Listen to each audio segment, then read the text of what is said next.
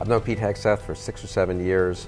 He's one of the most impressive young men I've met in Washington. And Pete was 26, 27 years old, meeting with senators, meeting with senior administration officials.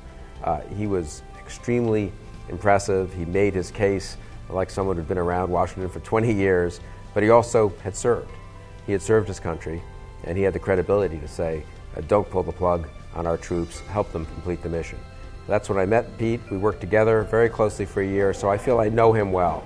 And I'm here in Minnesota because I respect Pete, I admire what he's done, and I think there's an awful lot, there's so much he could do for this country if the citizens of Minnesota choose to send him to the U.S. Senate.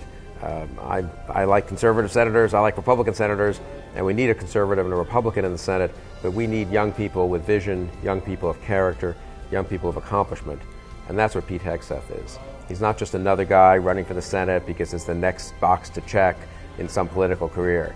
He's someone who served his country in the military, obviously, put himself at risk, and now he wants to serve his country in the United States Senate.